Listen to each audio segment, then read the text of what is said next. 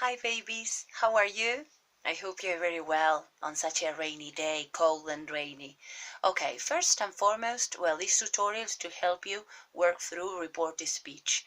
But first and foremost, I received some questions regarding something previous to today's lesson about this question of out of date and up-to-date reporting. Maybe this is new for you, but in reporting, it's not always compulsory to do the back shift. That is how we call changing the tense to the previous one when we report. For instance, when you say, I am your friend, she said, she was my friend. That is called back shift, to change to the prior tense. But that is not always compulsory. In certain cases, you can keep the same tense. Yes? For example, when you are expressing general truths in your words, the earth goes round the sun. So you say, well, the teacher said that the earth goes round the sun, right? So you don't have to do the back shift there, but if you do it, it's okay. When you don't do the back shift, it's called, and because you are reporting something that was said very little time ago, like a minute ago, a second ago, it's called up-to-date reporting. So you say the teacher said the earth goes round the earth. So that is up-to-date reporting. When you do the back shift, that is the case of most statements and questions and, sentences, that is called out of date. Normally when you report statements that have been uttered long time ago, right? A long time ago. So you say, well, I will move to Canada. And the person said this a week ago. So she said she would move to Canada. So that is a back shift. I'm going backwards. Yes, then we will see modals in detail. But doing the back shift is a typical thing of reported speech. So if you do it, it's okay. But in some cases, you can keep general truths, right? When what you're saying is still true, like China is a big country, so you can say, well, the teacher explained to us that China is a big country, or you can say was, right? So normally you do the back shift to be on the safe side, but sometimes in these situations, general truth statements that contain truth, right? Facts that are always the same, right? Like the class starts at 8. The teacher said that the class always starts at 8, right? So this is a fact that you have to respect. So you don't have to change the tense, okay? Is that clear about out of date and up to date? So don't get confused about that. Normally you do the change of tense. So let's go now to today's topic, all right?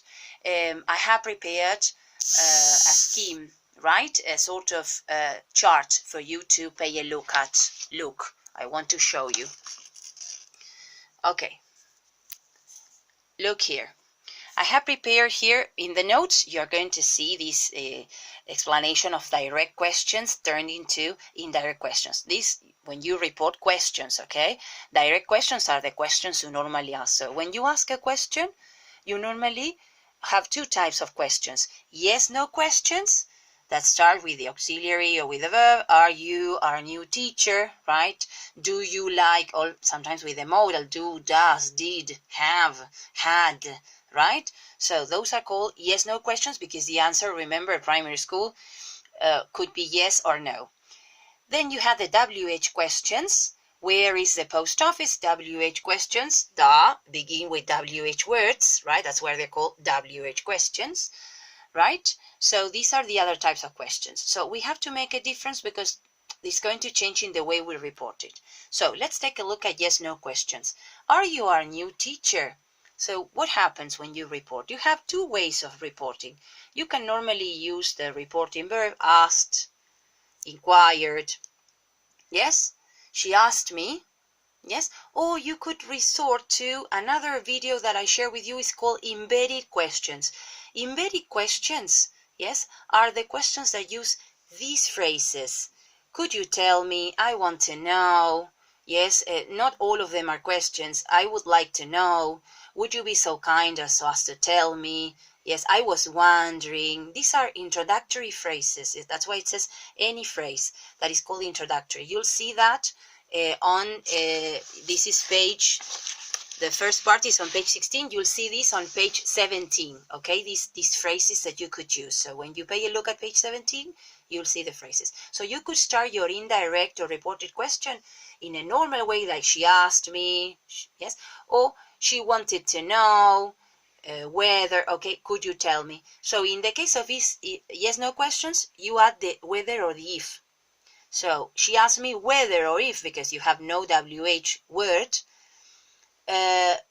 I was or I am the new teacher. So what happened here? In the normal question, first you put the auxiliary or the verb, are you?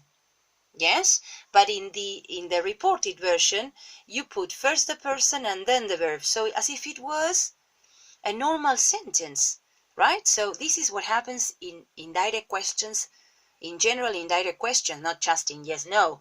So you change the order, you change from auxiliary, yes, person, to person, and then auxiliary or verb, right? She wanted to know, or she asked me, or could you tell me whether, yes, or if I was or I am, remember the criteria that sometimes you don't change, the new teacher. This is in the case of yes, no questions. What happens with WH? Where is the post office? This is example. So look at the way I report it. She asked me, or could you tell me, right?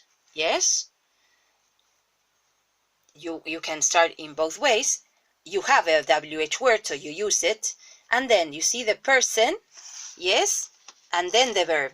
So you see here the WH word. Now the person instead of, as you could see in the direct question, the verb. No, you do the other way around. First the post office and then the verb. Where the post office is or was. Remember that you can do both changes. So you always report questions this way. Either yes, no questions, you use whether or if, and then person, verb, always person, verb.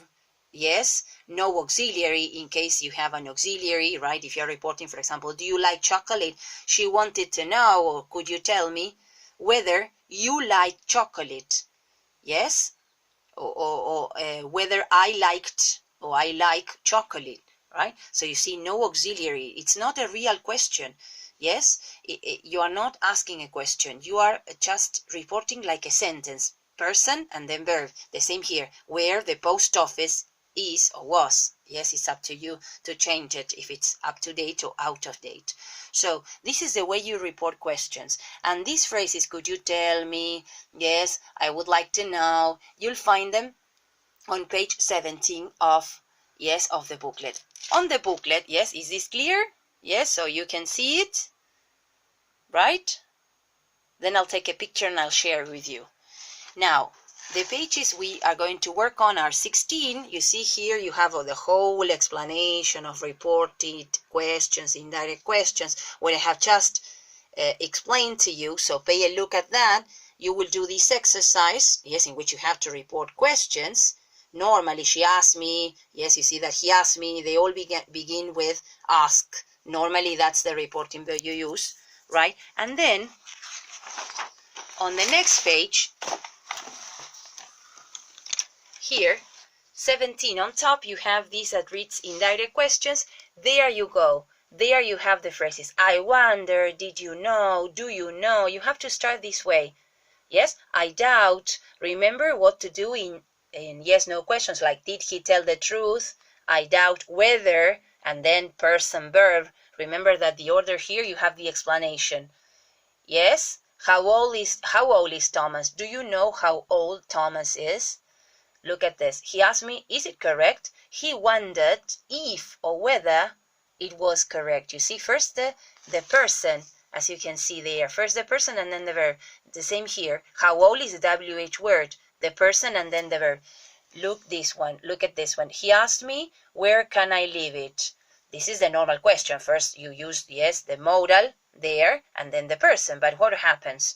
The other way around. He wanted to know where he could, there you do the back shift, he could leave it or where to leave it. You can use the infinitive here for instructions, where, how to do it. You can report it this way directly, okay? So you will do this exercise yes, in which you have to begin exactly as they tell you. Did you know? Do you know? These are embedded, what you will see in the video, embedded, yes, questions. They are called embedded because they are inside another phrase. So you have, I wonder where I left my glasses. So they are embedded inside, like if you were in bed, right?